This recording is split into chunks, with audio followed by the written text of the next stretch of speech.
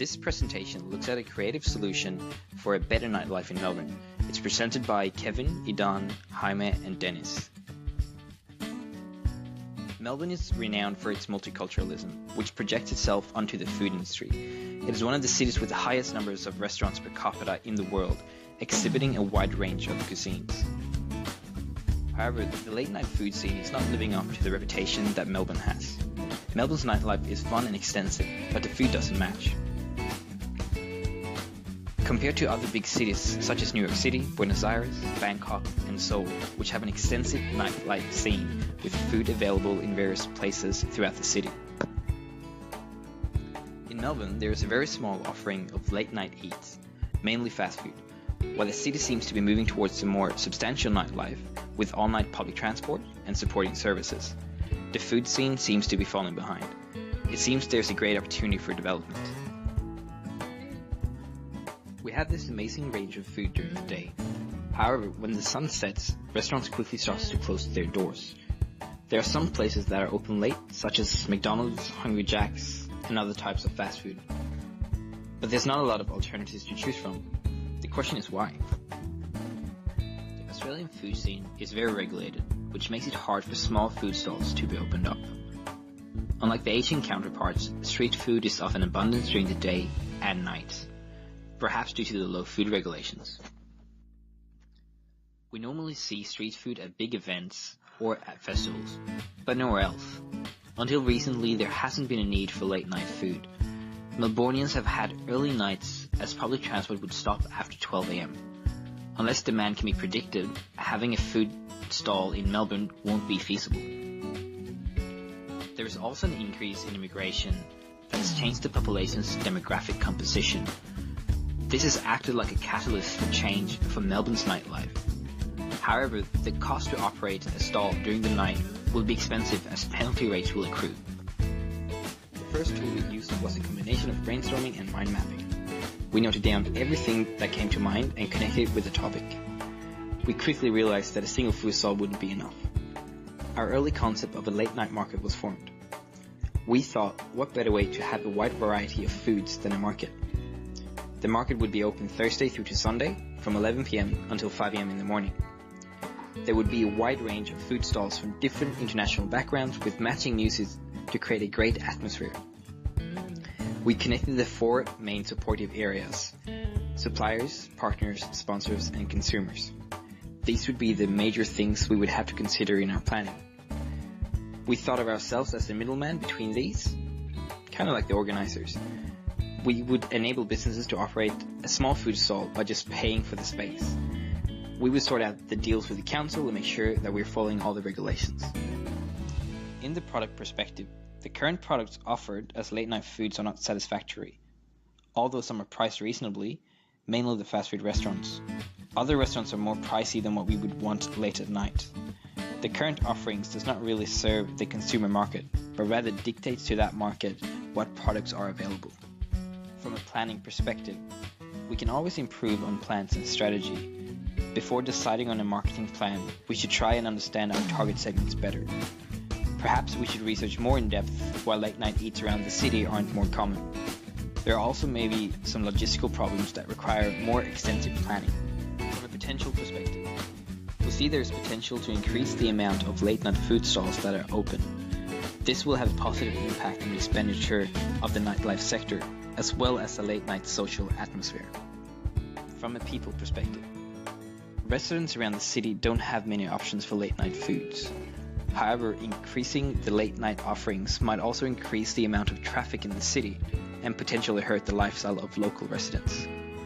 Even though it can also have a positive social impact of portraying Melbourne as a lively city, attracting more tourists and more people to live in that area.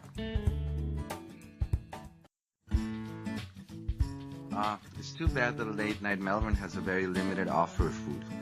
What if you started a business offering late night food? Yeah, but trading during the late night in Melbourne can be very costly and the demand is uncertain. Maybe we can enable space for existing eateries to start operating late at night. Well, that sounds like it could be very costly and it will be very hard for businesses to trust us given we have no reputation. How about we use a public space unused at night, such as Bourke Street? on that would be very difficult because it is possible that public spaces are owned and regulated by the city, which makes it hard for us to operate. Well, we could partner with the City Council to be able to use the space and promote an environment that would feel more like the Queen Victoria night market. The subtraction tool allows us to analyze how the business would work without one of its main components. We thought that taking away alcohol could reduce some potential issues with RSA legislations, and it would be cheaper to operate. I mean, there are plenty of bars around CBD for visitors who would want some drinks. Our second idea was to remove music from the store themselves. If we have a lot of stalls, it can become quite noisy. We could potentially have live entertainers instead. It would be a more tolerable noise level. Our third idea plays on the Japanese concept of vending machines. We could remove all the food stalls and have a more futuristic approach with vending machines that serve meals. This would greatly reduce the operating costs and we wouldn't have to worry too much about demand. The market concept is nothing new, just the time that we operate it. By using Scamper, which improve existing products and services, we can differentiate our product from other markets. A substitute for the food stalls could be having food trucks instead. Admittedly, it would be pretty logistically challenging. We could combine with Queen Vic Market for the extra support and to get some more knowledge on operating procedures. Modifying the opening hours to Friday and Saturday, which are the most popular days of going out late, could ensure that we make the most of the demand. The different seasons could also impact the opening times. We could use the market in other locations, such as Federation Square, where Queen Vic Market is, or around Southern Cross. By eliminating some of the spots we're renting from the council, we got decreased costs and it would mitigate the cost of failure. Once the market has had its pilot night, we'll be able to see if there's an opportunity to increase the space. By reversing and doing the exact opposite of what we're thinking, we would have a morning to lunch market. This could capture the business lunches, students and even seniors during the day. We now have many different ideas that could work with the market concept. However, we had to choose something that fits our style and what we wanted to do. Otherwise, the business would quickly lose its passion. We took different ideas from all the tools to create the final product, but there's still a lot of planning needed. Our idea started to shape into a better business idea. From the mind map, we got three main groups of stakeholders that we need to take into consideration when building the solution. We have the suppliers, the partners, and sponsors. From the mind map, we got the base part of the idea that we then expanded through the other models. The reframing matrix helped focus on the different aspects of the issue by looking at the different perspectives. From the people perspective, we needed to think about implications and benefits for local residents, as well as the social fabric and tourists in Melbourne. Pessimist versus optimist challenged our conception and way of thinking. It led us to the conclusion that we should think about facilitating an environment for existing businesses where they could grow and learn, instead of starting a new business of our own. The subtraction tool allowed us to see what happened when we took something out. We liked the idea of not having alcohol, as it would save us some trouble with regulations. The other concepts weren't really in line with our visions, so we skipped them. Scamper looked at how to change the concept once again to find some creative solutions. The idea we liked best from this was the collaboration with Queen Victoria Market. It could be a massive help to use their expertise. Modifying the days we operate to Friday and Saturday would work better for us, and depending on season we would have to change a bit as well. A solution for the lack of late night food in Melbourne became the Late Night Bourke.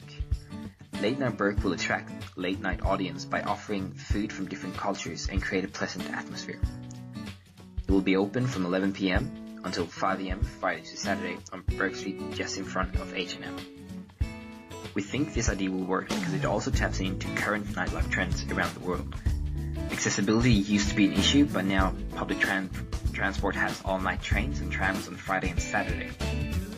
Late Night Bourke will be able to capitalize on the visitor coming through and maximize the use of the empty street. This will also expand the cultural offer of the city and increase international attractiveness as a food hub. The potential benefits of this solution are: 1. Adding value to Melbourne's culinary profile will increase food tourism. 2. Increase the opportunity for local small and medium eateries, which will in effect act as a marketing tool for them. 3. By partnering with the council, advertising and promoting would reach a greater market. We would also have the chance to be formally aligned with future plans of Tourism Victoria and Tourism Australia for increasing Melbourne's attractiveness as a tourist destination. Lastly, this will have a positive impact on the visitor economy. Backpackers, tourists, students, and more will increase spending during the night, which is usually a period with low spending, enabling segments that are busy during the day markets to experience the wide variety of culture in Melbourne.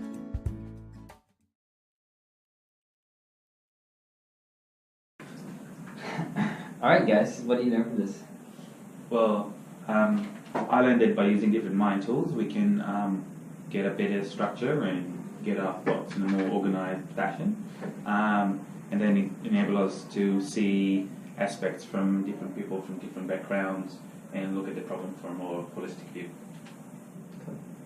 For me, I think starting a business, open-minded is really important. Like, for example, getting all sort of ideas, new or bad or good. And in this project, we use a mixture of tools which help us to, open all sort of like possibilities and made us more innovative in a way. Yeah, definitely.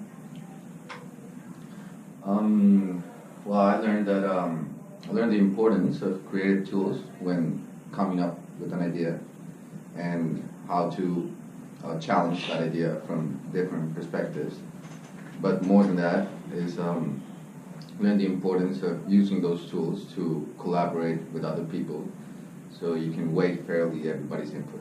I think I learned that you learn to look from different angles with everything, which is great. Learned to collaborate as well. So, I mean, when we go to the workforce, we'll include more people, get different perspectives on it, and hopefully come to the best solution.